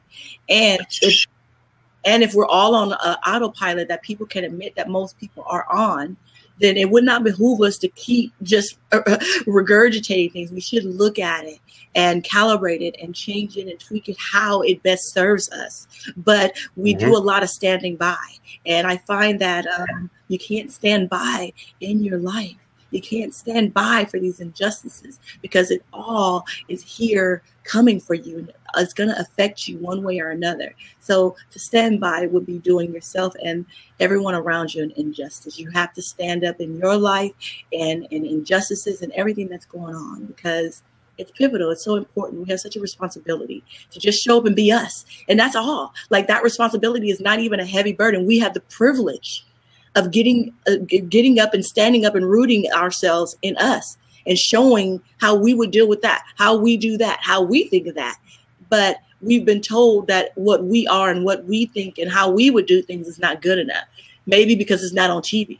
Maybe because it's not in a book. Maybe because it's not in a magazine. But trust and believe that just as amazing and phenomenal and great and fantastic as I am, so is Kenn, and so are you. And what? and you know, so are you. So please take that in, believe that if there's something that you can believe this, that we are creators of our universe, our environment, and everything that we value and everything that makes sense to us. We created it. We made it make sense. So when you are showing up and rooting yourself and changing your environment, know that you are powerful enough, and you are more than enough to show up in that space and create the environment that you deserve and that you want. That you don't need permission from anybody to show up as you. Just show up as you, and it is welcome. It is needed. It is so important. You are a piece of this integral puzzle that we cannot proceed and go forward without your contribution and how you stand in doing your part. So give of yourself freely, and know that it's important to find the clarity as well, not just contribute what was instilled in you, to contribute what you know to be who you are, your soul, your organic true heart's desires, because we get so caught up in everybody else's that we're gonna create a world that we don't even recognize. Yeah, and you know what? It's so true, and it's to stick with the words, right? I see so many different things in the way so many people speak, and I just wanted to share two quick little things. I see it on the back of pickup trucks. I talk about it all the time. I see it on the back of pickup trucks. It says "No bad days." Have you ever seen this sticker on the back window? You've never seen it? Okay. No. Well, people have. It's a Canadian thing. People have a sticker, and it's usually got it looks like a little brat boy, and he's peeing on the words, right? And it says no bad days, right? But for me, I look at that all the time, and I look at that, and I go, how about always good days? Just, you know what? It's such a quick switch, right? I suggest that people do the little things first, right? Like, just so that you can see some change, And so passwords are such an easy one for me, right? I think that they're an easy one for people. Go, just change your password to "I am powerful." If you had to type that in your computer every single day, right, and into your iPhone, or if your iPhone takes 5 or 6, what does it take now? 6 numbers to get into your iPhone. Make it a word. Like, make that 6 numbers a word, like power or whatever, right? just start there, change your passwords to inspiration, to powerful things for you, right?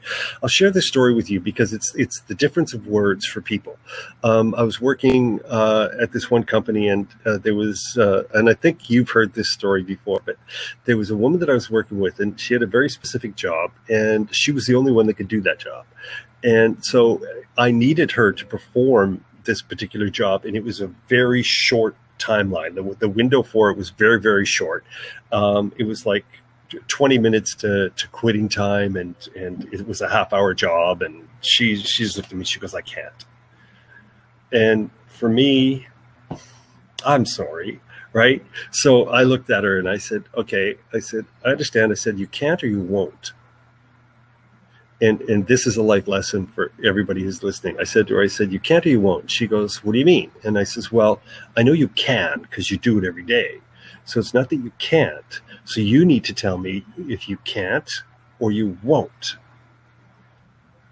And she looked at me with daggers in her eyes, and she was so, I swear, I thought she was going to throw me through a plate glass window. She was so angry, right? And because people won't tell you they won't do something. It's very rare that somebody says they won't do something. They'll always come up with, I can't do it, I can't do it, I can't do it, right? But when you challenge them on it and say you can't do it, you've been doing the same job for 20 years, and now you're telling me you can't do it or you won't do it. Like, what is it? Which one? Because I just need to know. Whatever works for you is fine, but I just need to know, right? Yeah, they're different, all right. And so she went and she did the job. And she was angry the whole time. She didn't speak to me for a week. I swear this is a true story. She didn't speak to me for a week. But after a week, once she grasped what had actually happened, she came up to me and she said to me, she said, you know what? You made me realize what I actually can do, what my potential really is. Because she got it done in 20 minutes. She got a half-hour job done in 20 minutes, right? So she came up to me later and she goes, I was so mad at you. She says, but now I realize that you actually just pushed me to do more, and I'm better for it. So you know what? When you can ask people, and here's a way to get stuff done, by the way, this is a little life tip, little life hack. If people tell you they can't do something, just ask them straight up. You can't or you won't, because they will not say they won't. It's easy to tell people you can't do it. I'm sorry, I'm just not qualified. I don't have the skills. I don't have the time. There's a million reasons not to do it. There's always a million reasons not to do it.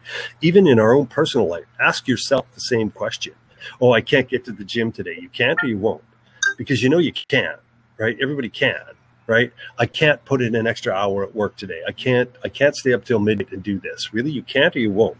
Like, when you start even asking yourself that question, you're going to push yourself to heights that you never even thought were possible for you, right? So change that word up. Change the word can't to won't, even for your own self. I can't do this. I can't do that. I can't do this. I can't do that. I won't do this. I won't do this. Because now here's the difference. Can't suggests a physical limitation or some sort of limitation. Won't suggests a choice. Right? And I mean, by asking yourself that, you actually make the choice, but don't let the choice make you. So I find that so many people are allowing these decisions and these choices to make them. So I love that. And really be honest with yourself. You got to give yourself a real reality check, because a reality check will give you real results. So I love that. Saki on Instagram is saying, some days are easier than others to do what you are suggesting, but I do every day, especially now during this tough time in my life. Okay, so Saki wasn't on earlier when we kind of changed the perspective of, tough or hard or struggle, or good or bad, and things like that. So, but I know Saki personally. She's like one of my most loved Instagram people. So, do you have anything for what is Saki? she comparing it to, right? Is she did you read that again? She said it's a difficult time in her life, is what she said. Compared to. Yeah, she said a tough time. She says that some days are easier than others. Suggests what you are suggesting, but I do every day, especially now during this tough time in my life. See, and I don't have that answer because I'm not one-on-one, but tough compared to what? It's a tough time in your life compared to yesterday, compared to 5 years ago, when things seem to be easier from your perspective. Here's the thing. things might seem to be tough now, but compared to 5 years ago. But 5 years ago, I'll bet you thought things were tough, right? Do you know what I mean? Because 5 years earlier, it might have been easier for you, right? Yeah. So in 5 years from now, you're going to look back at now and go, well, actually, that was pretty easy, right? So these kind of things can happen. It's just it's your perspective on it, and you're comparing your life to something other than what it is now and you've come up with the determination that it's a tough time.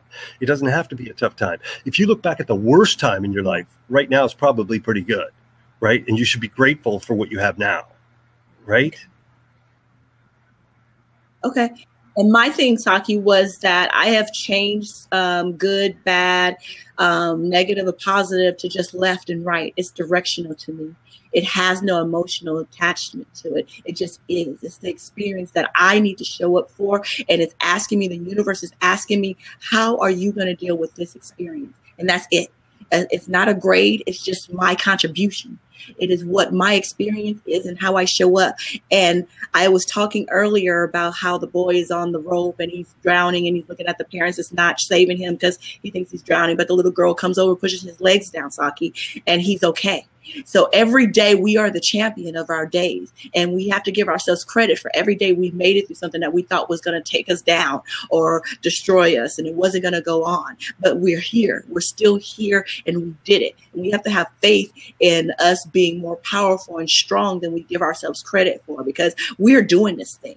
Every day that you are kicking its butt and living and breathing another day, you are doing this. Now, I do want to address, like Ken, I don't want this to be where people just say these things and people don't understand how to do it. Like we were talking to the mother that couldn't feed the child. I definitely want the mother that couldn't feed the child to know that YouTube University will teach you so much. Google University will teach you so much. Go out and put intention and focus and better yourself to learn something that you are passionate about and that you're able to put out there. But now I want to switch gears to not a person that is just lack of money or has responsibility like a child. But what about someone who's just simply sick?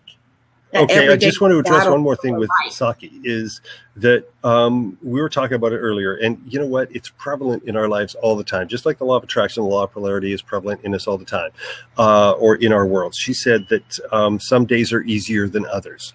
And I just want her to know that she's absolutely right. And it's supposed to be that way, right? That's the comparison. That's the polarity, right? Some things are going to be negative. Some things are going to be positive. If there wasn't, we wouldn't have the other one, right? So if there wasn't a low tide, we'd never know there was a high tide. If there wasn't a day, we wouldn't know there's a night. If there wasn't, some days are harder than others, we wouldn't know the difference.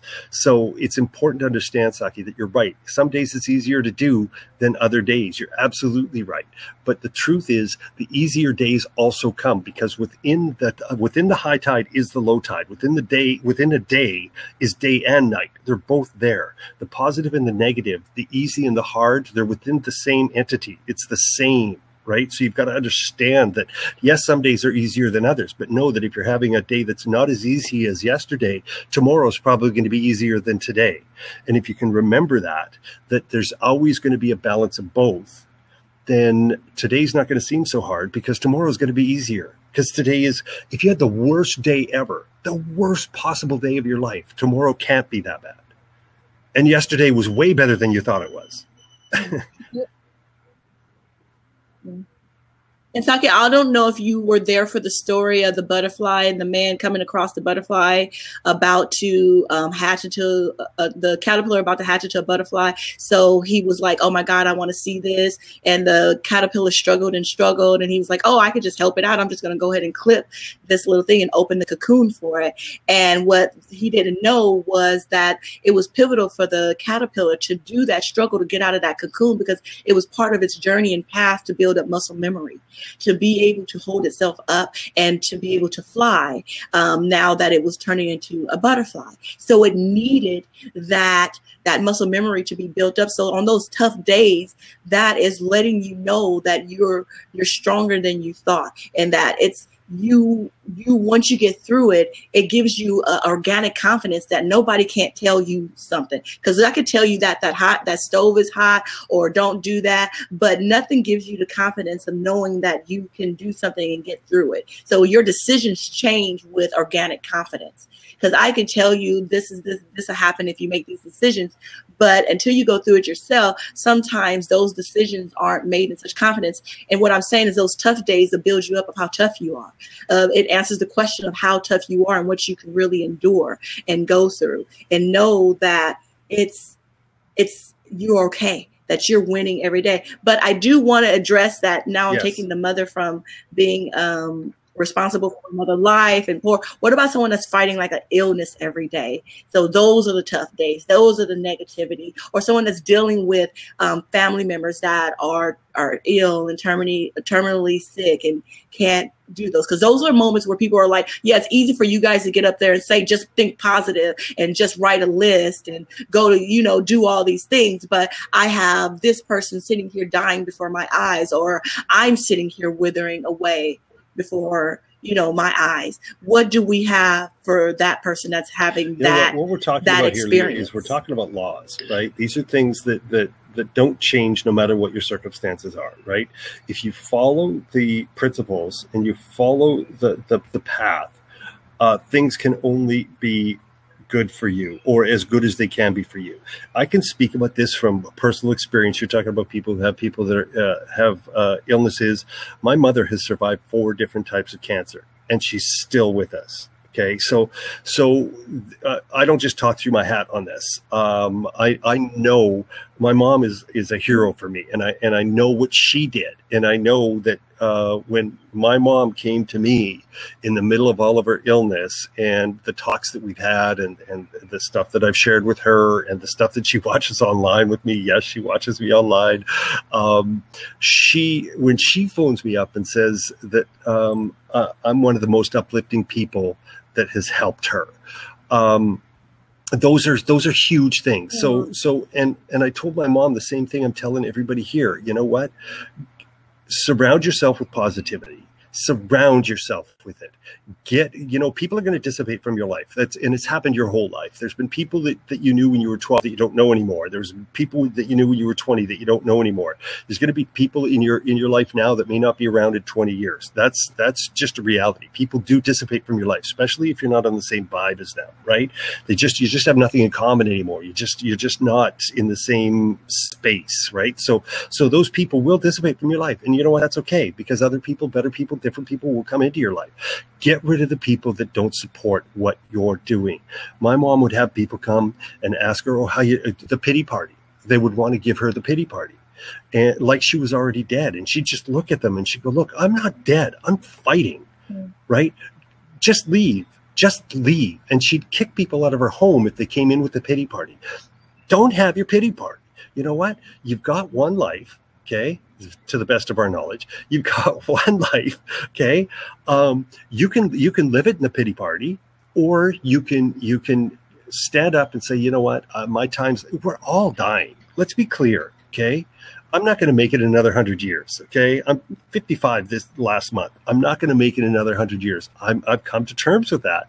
Right. I don't know what it's going to be tomorrow, whether I get another 20 out of this. I don't know, right? But I want to help as many people as I can. And you know what? That's what my mom did. She helped as many people as she could. She still talks to people that are fighting it and survivors, right? Because she survived 4 different kinds of cancer. So don't lose your purpose. Don't lose your purpose. Find a new purpose, whatever that might be, right? Look, it's like American Idol, okay? We all get voted off. Okay, eventually the show ends and we all get voted off, right? It's going to happen, right? Make the best that you can out of the time that you have, right? Forget the pity party, man. I'll tell you what, that's what saved my mom. I swear to you, it saved my mom. People started the pity party. She would have none of it. She's like, no, I'm alive, man. Can't you see I'm alive, right? And I don't know if I can give any better advice than that. Just understand that we're all voted off the island eventually. and you got to make the best of what you have. Fight if that's what you want to do. If you don't want to fight, don't fight. I mean, life's meant to be ideal, right? If you've done everything you came here to do, you've done everything you came here to do. My father passed away 4 years ago, right? He suffered dementia for 20 years, right? He was in a wheelchair for 20 years. My mom suffered 4 different types of cancer while she was taking care of my father at home with dementia. Well, he had dementia. So it's the choices that you make. You can sit there and live and go, okay, my life is over, this and that, the other thing. You know what? I know people that have done that. And yes, their life is over, right? But I know somebody like my mom who fought 4 different types of cancer, took care of a dementia patient who was in a wheelchair, and is still going strong. She's coming to see me in a month. Are you kidding me? This is awesome. Right. So no, I don't, you know, I have empathy, but I don't have sympathy. I don't know if that makes any sense, but you know what? You still can contribute. If you're going through something and you've recovered from something, you're strong enough to share your story with somebody else that maybe isn't feeling as strong. Let them know how strong you are now. Right. Because that's going to give you purpose. That's going to give you meaning. That's the oneness of us. Everything we do affects somebody else. So remember that. Right? Your pity party is going to affect somebody else, and so is your strength. So go with your strength. Oh, I love that. Thank you so much. I mean, one thing I want to say is that you don't want to count the days to your death. You want to make the days in your life count. And you want to devote it to the perspective that highlights you and honors you in its highest capacity. And just know that this journey is not in vain and that you are capable of dealing with everything that you are going through. And also that I always say man's theory means nothing in a world full of miracles. Just because a doctor told you that it's going to be this or this is said to you and that's how it looks like it should unfold, you are still the creator of your universe, and you can manifest so powerfully. And we are creating what happens in our lives and what can open up and what can be different. It's just how we believe it and how we see it. So don't take in anyone else's diagnosis of you to be 100. Know that you can still create the environment and life that you want.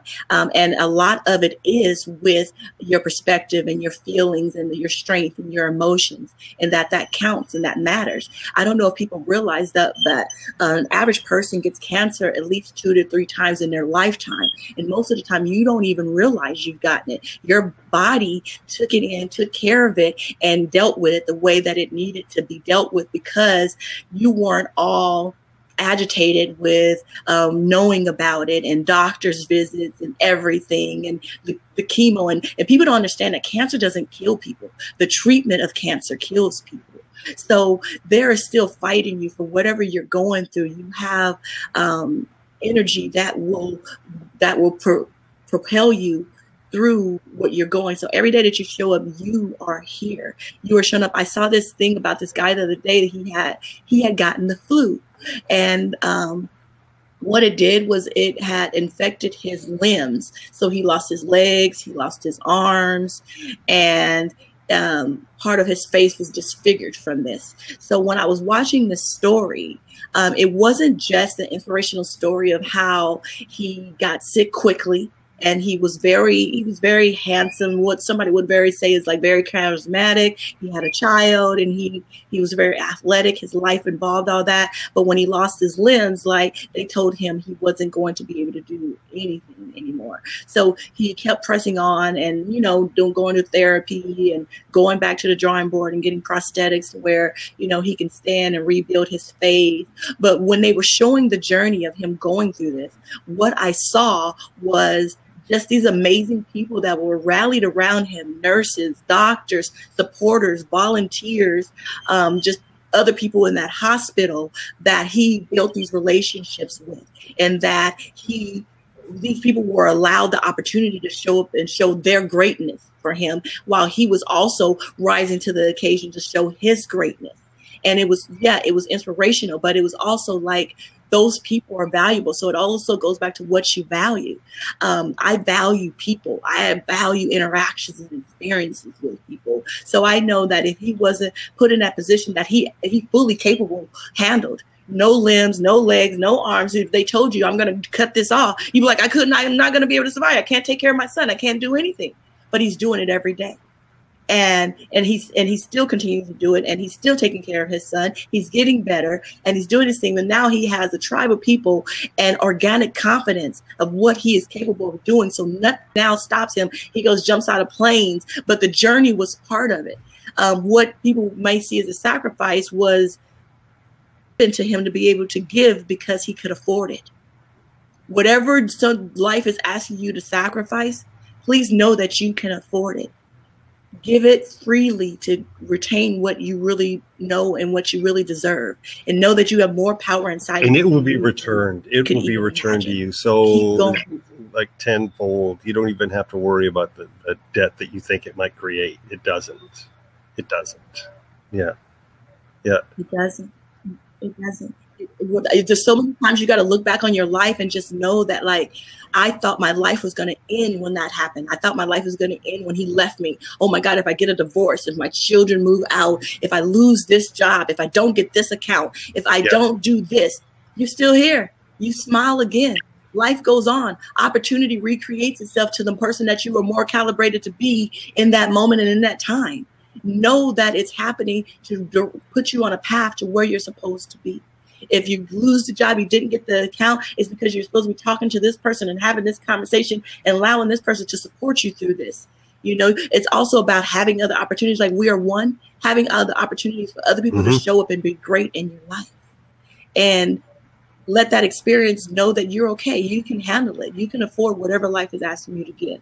So we're rounding to the end of our show, because this will cut off directly at the point. So, you know, it will wrap it up for us. Kind of like life. You got to make it what you want it to be before it gets wrapped up.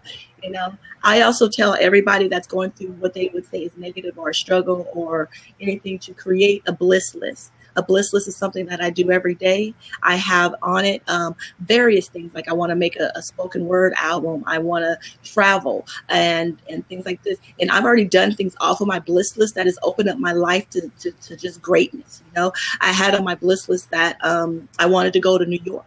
Because as a little girl, I always loved New York, but I had never been. Now I'm kind of old to say that I've always loved New York and I've never been there before. Why? What am I waiting for? It was just a bill. I went out there. I loved it. I'm so in love with New York. I can't wait to go back. So I've already booked a speaking gig in 2019 that's out there because I want to go back so bad, you know, because I had intention. I made the decision that now I love New York, but don't let life hold you back. Have a bliss list of things that all your attention, energy, focus, and resources are going to, and it will come to fruition. And just like how I even started, I have something that I call Laugh at My Calibration. It's a monthly comedy show that I do that aids the homeless community. And that started as just an idea off of my bliss list. I was like, I think I'm funny enough to be a comedian. And I went to open mics and I wasn't comfortable doing it. So I do my own event, invited my friends because I wanted them to laugh at me. Now I'm on my 10th show. We're about to break 1,000 homeless people that we've connected with and helped and elevated from doing these monthly shows. And it started with just the idea. I didn't know how I was going to do it. Why would I become a comedian? You know, now I'm a comedian advocate for the homeless. I am a life coach still at heart. I do everything that's passionate to me. And let me tell you, everything that I needed to do these shows came to me. Right now, even when I talk about it, I talk about the venue. I'm not sure if I have the venue next month. Every time I tell that story, someone comes to me and says, oh, you can use this venue for free, guys. My comedians, my DJ that's shown up every episode have shown up for free. I didn't need money, guys. So you think, oh, I can't do this. I can't put on a show because I need this money. I'm dependent on this currency. I like the dollar bill better as a tree. Let me just tell you. There are currencies that are more valuable than that piece of paper, okay? So make sure that you don't let a lack of currency, of paper currency, stop you from doing what you want to do. Make sure you don't let limiting beliefs stop you from knowing that you can go out and achieve whatever you want to achieve. You don't need necessarily what people tell you you need. There's other ways of getting what you want and living the ideal life that you want to live. Start with the clarity. Start with a bliss list. Something that you want, work on every day of your life, not when you're at end of life, not when you're sick, not when you're terminal or you think you're going to die, but to live, to make sure every day of your life you're living.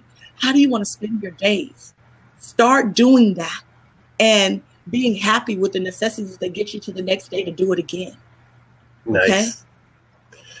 Well, I wanted to kind of branch off a little bit of what you said, and something that you say all the time. You already have the no, so why not go for the yes, right? And you had just touched on, don't wait for the diagnosis. Yeah. When don't wait till you get sick or you get terminal before you decide to make a move, right?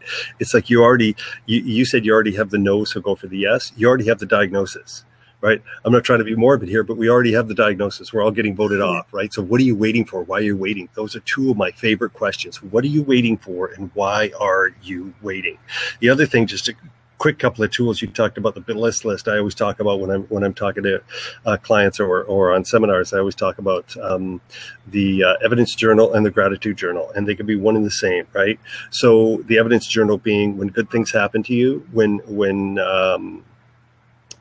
you see things start arriving in your life that are sort of leading you down the path to whatever it is that you said that you wanted in your life, and it can be anything. It can literally be anything that you want. When you see those things start to arrive in your life, write down even the smallest thing. Write it down so that when things seem to halt, and they do, they seem to halt because we get tied up, our attention, energy, and focus goes somewhere else. So when things seem to halt on your progression towards your goals, dreams, and desires, you can go back to your list and you can go, well, this, and this happened when I was doing this. So maybe if I went back to giving my attention, energy, and focus to what I really want, maybe more things will come along that'll get closer. And the other thing, the gratitude list, is just write down the things you're grateful for already. Because so many of us, and especially we touched on people who have hardships in their life. We talked about the mother who has challenges, and we talked about people who have illness. Those are real challenges in life, and I don't mean to make them seem like they're not. But you know what? If you can make a list of things you're grateful for already, a family, friends, health, the support network that you have, the roof that's over your head. If you can just make a list of the things that are already in your life that you're grateful for, when things seem to be as if nothing's happening great in your life, you can go back to this and you can realize all the good things that you do actually have in your life. And the more you can focus on the things that you're grateful for, the more things that you can be grateful for will arrive in your life. I like to say, if you want to be great, be grateful. So, just work that out. Do an evidence list. Do a gratitude journal. Don't buy into other people's conversations. They have their path. You have yours. Follow yours. Don't let anybody push their limiting beliefs onto you. And they'll try. They'll tell you that can't be done. This can't be done. Can't or won't. Those are the two questions, right? So don't buy into other people's conversations. If it's something you're passionate about, something you like, and something that you have a real strong desire for, that's your path. And that's the thing. You have the skills to make that happen. Somebody who's telling you it can't be done for them, because that's not their destiny. It's your destiny. So work with that. Understand that, yeah, they're right. They are right. But don't buy into the conversation, because that's their conversation. You have your own conversation, because whatever you're supposed to do, you're going to do. Mm-hmm. All right. I love it. How can we contact you if we want to learn more about law of attraction, how to create an ideal life, how to change our perspectives, how to see life how you see it, how to manifest the life that I've watched and witnessed you manifest? Oh my God. KennDixon.com, 2 N's in Kenn.